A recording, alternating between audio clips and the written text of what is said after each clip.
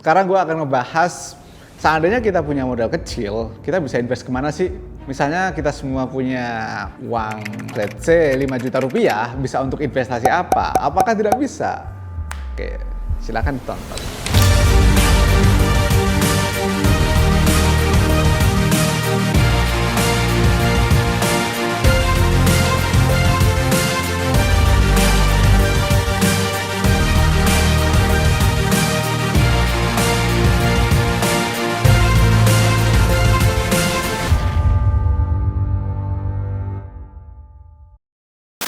Yo semuanya, kembali lagi di channel YouTube Descartes. Kenapa gue angkat tema ini? Karena zaman itu kan semakin lama udah semakin maju. Tapi ternyata masih banyak loh pertanyaan-pertanyaan seperti duitku cuman segini nih, emangnya bisa nabung gitu kan? Investasi itu kan butuh duit yang gede. Investasi itu kan mahal, kayaknya gue nggak cukup deh. Ada pertanyaan kayak gitu. Atau yang ketiga, boro-boro mikirin investasi, mau makan aja pusing gitu. Pertanyaan dan pernyataan tadi tidak hanya ada di daerah yang jauh dari informasi, tetapi di Jakarta, ibu kota negara yang seharusnya masyarakatnya sudah sangat terkoneksi dengan informasi dan literasi keuangan, hal kayak gitu masih banyak.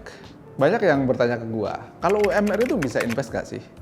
Nah, makanya gue mau kasih contoh, seandainya kita ada uang 5 juta rupiah, kita bisa apa? Modal kecil itu kita sudah bisa lumayan belajar dalam arti investasi awal-awal gitu.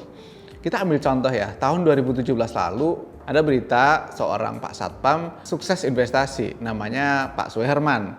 Dia sudah belajar di investasi saham sejak 2008 terus menerus, dan kebetulan dia kerja sebagai security di sekuritas, ngejaga di sana.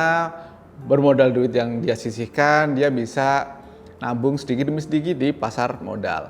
Artinya apa? Artinya dia memanfaatkan tempat dia bekerja, lokasinya, sembari dia belajar dan terjun langsung di pasar modal. Yang namanya investasi ternyata setelah gue perhatikan tidak melulu dia berbackground apa, dia bekerja di mana, tidak. Tetapi bagaimana dia berusaha untuk mencari informasi, bagaimana dia berusaha untuk menyisihkan uang dan mempelajari secara langsung.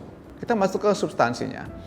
Investasi itu memang membutuhkan paling tidak 3K yang gue tulis di sini ya. Keahlian, keberanian, dan kepercayaan. Artinya orang punya keahlian, orang punya keberanian, baru orang bisa mempercayakan diri sendiri untuk investasi. Nah sekarang kondisinya misalnya ada uang 5 juta rupiah tadi, sebetulnya apa saja model investasi yang bisa digunakan? Setelah kita tahu opsinya, kamu bisa mencari tahu untuk mempertajam keahlian kamu, ya kan? Dari berbagai informasi yang sudah kamu kumpulkan, bisa di-shaping keahliannya biar makin oke gitu. Contoh yang pertama adalah saham dan cryptocurrency. Kedua produk ini depositnya sebetulnya kecil sekali ya. Kalau untuk belajar saja it's okay dan cocok untuk kamu yang memang punya profil agresif. Berapa deposit awal yang dibutuhkan ketika mau membuka akun di sekuritas? Sangat murah sekali dan ini belum direvisi ya. Artinya jauh di bawah itu. Ada yang 1 juta itu sebetulnya nggak sampai segitu juga. Bahkan untuk cryptocurrency juga murah. 100 ribuan sudah bisa untuk berinvestasi, tetapi ingat risikonya harus diketahui. Saham dan kripto buat gua adalah investasi untuk profil yang berani mengambil risiko tinggi.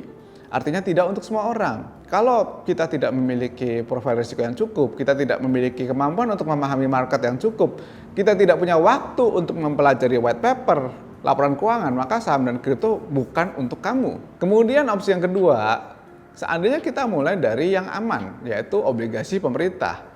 Nah, ingat ya, gue nggak dibayar sama sekali sama pihak manapun, entah sama pemerintah, atau dibayar sama sekuritas, atau dibayar sama apart, atau siapapun yang menjual obligasi juga tidak membayar gue. Tetapi buat gue memang obligasi ini menjadi salah satu opsi ya. Ya kalau teman-teman di sini punya background finance, background ekonomi kan tahu bahwa investasi itu kan terbagi menjadi ekuitas dan utang gitu kan. Obligasi kan part of debt, utang gitu. Tetapi ketika zaman dulu orang susah beli obligasi karena nominalnya sedikit, nah si pemerintah ngasih obligasi untuk retail di mana 1-2 juta itu sudah bisa. Jadi kalau misalnya kita punya duit 5 juta, 2 juta itu ternyata bisa untuk mulai beli gitu kan. Memang returnnya nggak oke, cuman sekitar let's say 5%-an sebelum kena tax, sebelum kena pajak. Bicara soal return tinggi, jelas obligasi bukan bagian di dalamnya. Tetapi kalau bicara soal ketenangan investasi, bagian dari perencanaan keuangan kita itu bisa dimasukkan. Tinggal strateginya nanti di shaping. Semakin lama kamu semakin terjun ke investasi, maka akan makin paham juga bagaimana cara mempermainkan aset-aset yang kamu miliki. Ini contoh beberapa seri obligasi. Ini kan dari ORI 001 sampai belasan. Ada yang 3 tahun, 4 tahun. Kalian bisa lihat. Ada yang ngasih 12%, 11%, 9%. 5%, bahkan semakin kesini semakin turun gitu ya. Seperti yang gue bilang tadi, kita tidak bisa mengharapkan profit terlalu tinggi di obligasi gitu. Kemudian yang ketiga, alternatif lainnya juga masih banyak sebetulnya ya. Emas misalnya bisa dibeli di bawah 5 juta juga. Setengah gram ya 500 ribuan kalau sekarang ya, Desember 2021. 1 gram nggak sampai 1 juta. Di bulan Desember ini 5 juta bisa dapat ya 5 gram masih dapat lah gitu. Jadi kalau kita ingin menabung dengan cara konservatif, silakan beli emas gitu kan. Atau produk-produk lainnya juga mungkin kamu bisa menemukan ya yang lebih tradisional gitu. Memang kalau kita memulai dengan nominal kecil, hasilnya juga pasti akan kecil kan. Ya gampangnya, orang yang mulai dengan 5 juta pasti berbeda dengan orang yang mulai dengan 50 juta gitu kan. Kita memang harus memikirkan bagaimana kita memperbesar modal kita. Earning power kita harus dipikirkan gitu. Kalau kita sedang di fase fresh graduate, kemudian income-nya masih belum banyak, maka concern utamanya sebetulnya bukan masalah investasi, tetapi bagaimana kita punya income dinaikkan dengan tinggi sehingga bisa invest dan dapat profit yang lumayan. Bahkan goals terpendek investor adalah profitnya bisa digunakan untuk menutup kebutuhan sehari-hari. Misalnya kamu bikin karya gitu ya, terus orang kenal karyamu makin lama makin bagus, itu juga sebetulnya bagian dari investasi kan. Channel YouTube, podcast juga bisa dibilang sebagai produk investasi kan. Misalnya kamu menaruh waktu di situ, karya kamu, keringat kamu membuat channel YouTube, membuat podcast dan semacamnya, itu kan juga semakin lama nilainya akan semakin tinggi. Kita masuk ke dalam kesimpulan. Apa sih kesimpulan dari video yang gue tampilkan sekarang? Nominal kecil itu bukan penghalang investasi. Ketika kita langsung bilang, aduh, gue nggak bisa investasi karena gue nggak punya duit. Itu sejujurnya sudah kayak mental block ya. Artinya kalau kita tahu bahwa kita nggak bisa invest dengan nominal sekian, berarti kita harus cari cara kan. Kita udah melihat problemnya di mana.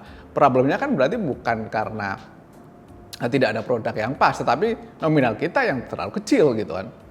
Earning power tadi yang gue bahas gitu.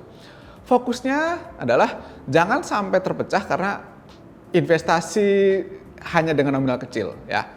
Jangan sampai kita berpikir gara-gara nggak punya uang terus nggak mau belajar ke sana. No, mulai mempelajari dengan nominal kecil itu lebih baik. Kenapa? Karena nanti ketika kamu diberkahi dengan uang yang lebih banyak, maka akan lebih wise dalam mengelola investasi kamu karena udah terbiasa gitu.